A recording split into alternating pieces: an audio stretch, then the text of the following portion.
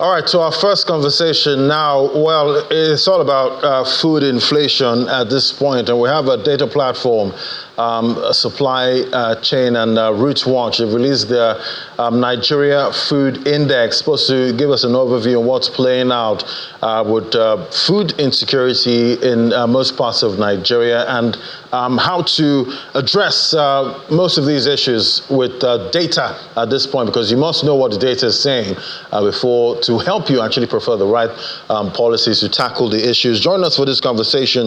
We have Mr. Adebayo Adeleke is a founder of Root Watch and is joining me right there from our Abuja studio.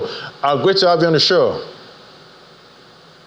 Thank you, Laddie. I wish I could be there with you in Lagos, but situation changed over the course of time. But I'm here. We are here. Fantastic. Abuja studio just was great. Discussion about Nigeria food security. Yeah, so I can imagine what went into putting this data together. Covering the whole of Nigeria, telling us points that are not looking too good when it comes to food security, food storage, and all of that. Help us unpack, what the data is telling us. Absolutely. Thanks for having me, and compliment of the season. So first thing first, Nigeria Food Security Project, which actually has been the one embarking on understanding what the food security layout is all about. We started this in about 2 years ago, but over the course of time, we realized that there is a need to do a deep dive into some of the nuances that we're beginning to see that kind of surface over the course of time. So we set up this Nigeria Food Security Project, and one of our first things to do is to start collecting data, because we cannot solve what we don't understand. And oftentimes, and what I've seen over the course of time I've been around and part of this project, is that we tend to proffer solutions to problems that we don't fully understand. And for us to really fully understand the issue of food security in Nigeria, we have to embark on what are the causes and effect of food insecurity in Nigeria.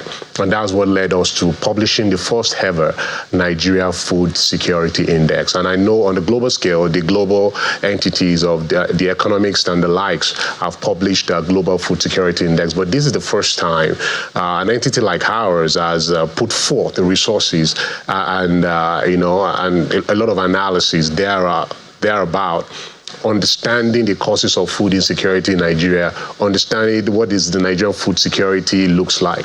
And that's what we've been able to do for the last 6 months, gathering data. And then what we've done in the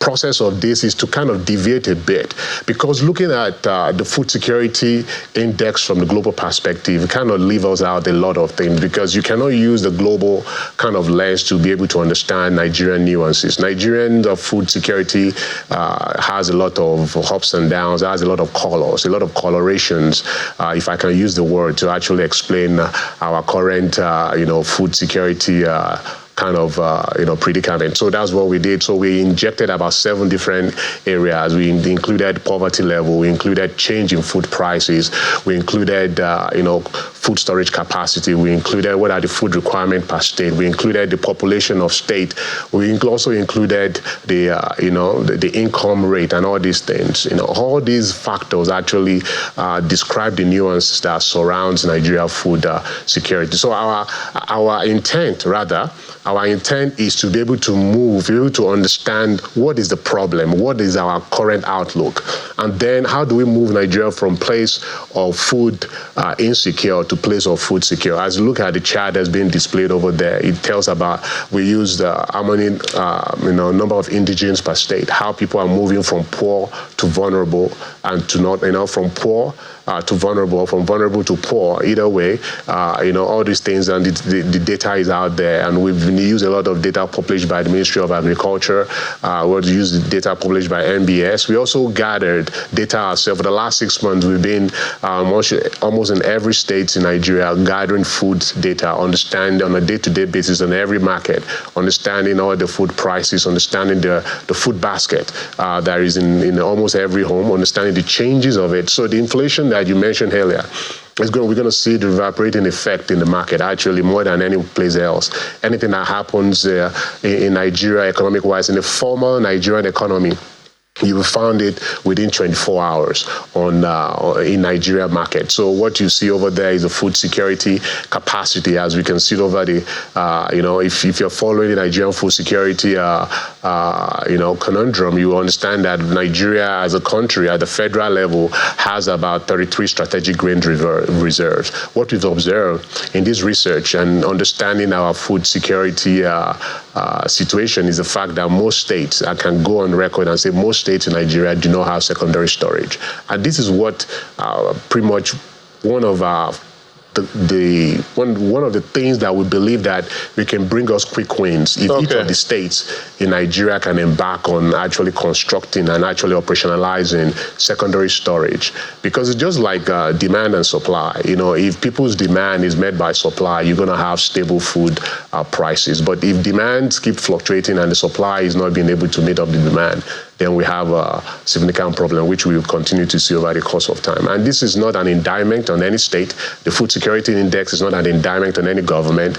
It's just telling us who we are at a particular point in time. And some of these situations that we find ourselves in the country right now is not, it belongs to this particular administration or not. This has been going on for years. This is not something that started in the last 18 months or 24 months or 5 years. Of course, some of these policies might have contributed to some of this the severity of it, but as we have it right now, this is just our true picture of who we are. And I don't want people to look at it as an indictment. I want people to look at it as this is who we are.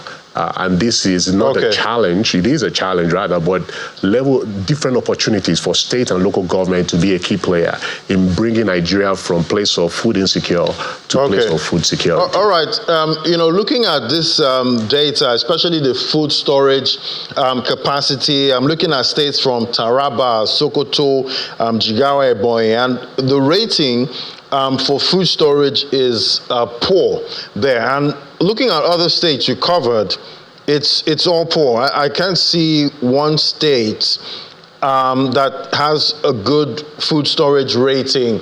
So you're telling me there's no state in Nigeria that has at least a fairly good storage rating?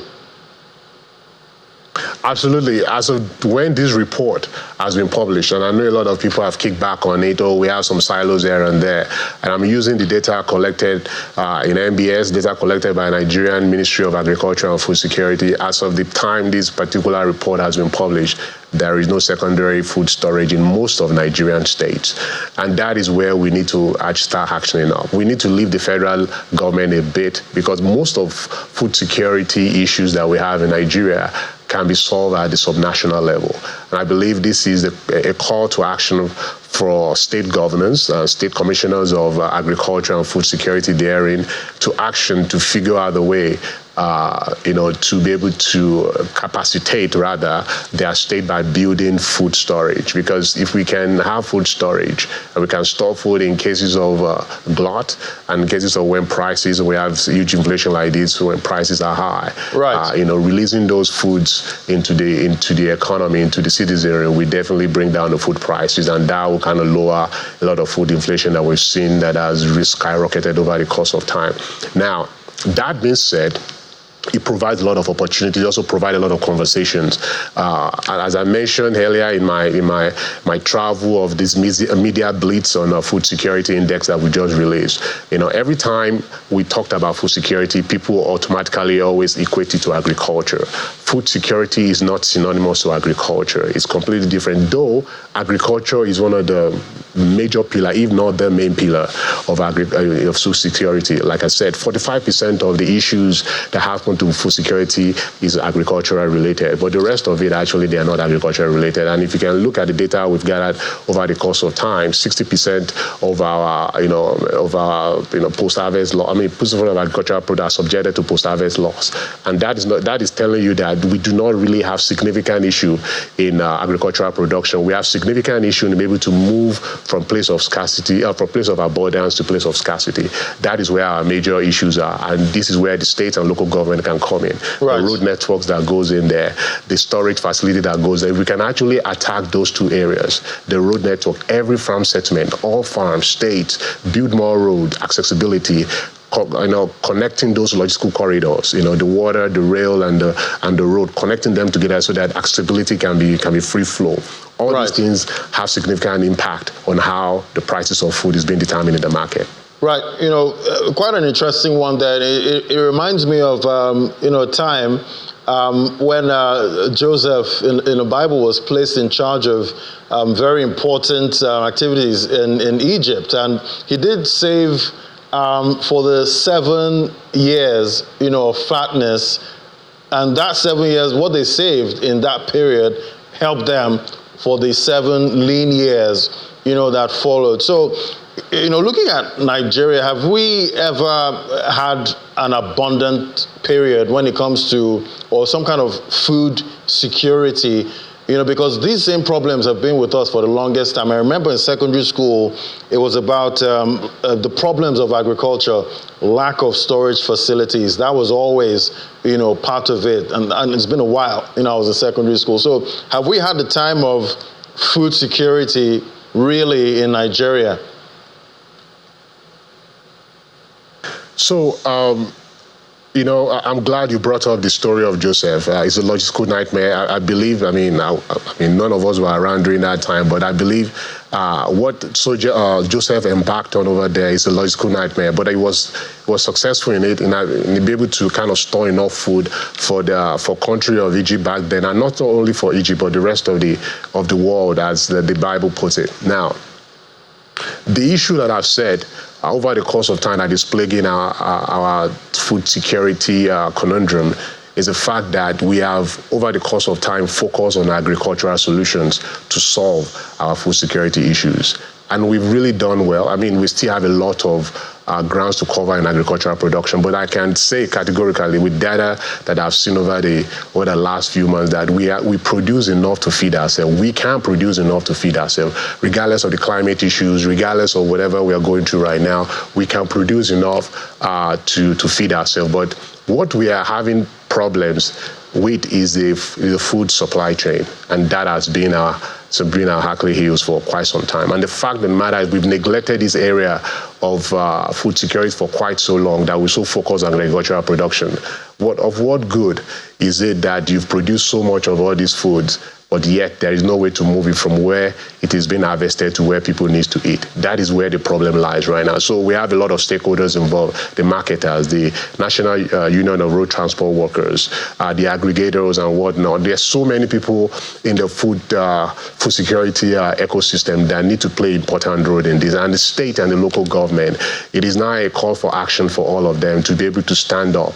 If you look at the states, look at the report very well, you see some of the states, the amount they are actually allocating for agricultural production for food security in their state is pathetic, just to say. So if you kind of look at the population of people in each state against the amount of money they've actually allocated for agricultural production, you realize that we are not actually serious about taking food security. And over the course of time, you and I have discussed this issue over the course of the reason why I'm not an agriculturalist. The reason why I got into food security business is because, as a security expert, as a human security expert, it is a function of chicken or egg. What causes our insecurity in Nigeria? Is it food, or is it the insecurity that causes food insecurity? Depends on how you look at it. But one begot the other. And when I start peeling down the layers of why do we have food insecurity in Nigeria, and then why do we have insecurity in Nigeria, it boils down to one thing and one thing only: is food. Right. And, looking at the Nigeria Food Security Index there for different geopolitical zones, it's mostly weak and very weak, But looking at Southwest, for the Southwest Food Security Index, there's moderate in there, and that's for Lagos. How is Lagos able to be moderate? So Lagos have put in some measures. As you can see, they've put in the food logistic park in Ekpe, which I believe is a great step in the right direction, but it could be better. Lagos is supposed, depending on the statistics you're looking at, supposed to have between 18 to 20 million people in populations. If this thing, because of course Ekpe has to be a logistical hub in such a way that you can connect people from metropolitan Lagos to be able to get food from Ekpe. But by my own calculation, and look at urban and regional planning, for every 1 million population-centric, is supposed to have a food park, just like the one they have in Ekpe. So having one convoluted in Ekpe, I don't know how that is going to work out. But again, we're yet to see. I mean, this is the first time a state is going to actually putting forward such bold step and addressing food security issue. And the Commissioner of Agriculture in Lagos State has done a lot of work. They start gathering data and also encouraging integrated farming, gardening farming, a lot of places. Because Lagos have already, Lagos don't have that much arable land like the rest of the southwestern states. Neighboring state, they don't have that much arable land. So they've been able to coordinate with other states for food influx. But the challenge still remains for Lagos, because at any point in time, if anything happens to Lagos, that Lagos is cut off from all the neighboring state, how is Lagos going to feed itself? That's the question. That's the next question that Lagos needs to start answering. That yes, we have this logistical park, we have all these logistical corridors, everyone within Lagos can be fed, but we do not have ability to actually produce food en masse to be able to feed our population. How do we continue to not fully dependent on other states, but also be self-sustained in such a way and in such a manner that we can feed ourselves in case of emergency? Because some of these things they now feed into the overarching early warning signal for Nigeria, because we can start producing and predicting where we're going to have food issues. So if anything happens, let's say flooding in Lagos or whatnot, or across Ogun or Yo, or Ondo, everything, let's say, God forbid, everything, Lagos got cut off for about 3 to 4 months. Can Lagos actually feed itself? It's been cut off for 4 months from other neighboring states. I don't think so. So those are the questions that, though the Lagos have done, massive work to get to where they are, but they're still, yet they've gone far, but yet still short. Right, and definitely looking at the data, quite interesting, and I can imagine, all that you had to put together to actually give us a snapshot of what's playing out in most of the geopolitical zones. So, looking at this data, how should policymakers use it right now? Can you repeat the question? How should policymakers use this data? I still can't hear you. So I'm asking how policymakers can make use of this data, because it gives a snapshot on what's playing out in most of the geopolitical zones in Nigeria, and seeing how Lagos is able to stay moderate in the index. What should policymakers be doing right now with this data? Yes, this data, the essence of Nigerian Food Security Project is to provide a platform in which every state can start having conversations about what is my state food security plan. I can guarantee you not too many states in Nigeria has food security plan. If they do, it's going to be based on agriculture. And that is just missing the boat from the get-go. So this data is out there for every state that is daring, that is willing to share. We are willing to share our data that we've collected over the course of time. We can help them to enhance what they already have going. We can help them plan their food security outlook for now and the nearest future, so that whenever the succession of government from one party to the other, or from the same party or whatnot, there is actually a good footprint that each of them can follow. One of the things that we found out over the course of time is that, when one government comes in and kind of design a template of what the food security plan is, the next government comes in and have the different priorities. But there's a saying in Yoruba that whenever you remove food out of out of poverty, then you have less you have less poverty then. So if we can actually address food security at the subnational level, I think we are on the right path to actually have a secured Nigeria. Not only food secure Nigeria, but secure Nigeria, because the number one integrator in Nigeria is not anything else but food. So if we can actually understand the construct around food insecurity and how we can move not only the nation, but each of these subnationals, the local governments, senatorial district, move them from food insecurity to food security. And we can do it. We don't require robots. It's just a concerted effort and a willing mind, political will to be able to drive this effort. And I think we can do it. But again, the data that we have right now is free. We share with any government that is willing to actually partner and be able to we want to actually get healthy in our food security issues. And we can definitely, we are not here to bang on any state government that you are doing wrong. No, we are actually here to help to make sure that we can save every soul a food at a time. So much to unpack there, and I hope we can actually use this data to make the right policy changes, because I am a foodie. I like my food, so we don't need food insecurity. Well, thank you so much, Adebayo Adeleke, founder Root Watch. Thank you so much for putting this together. Thank you so much, Ladi, for having me. All right, we'll take a break now. When we come back, we'll head straight to the markets. That's in a moment. Just stay with us.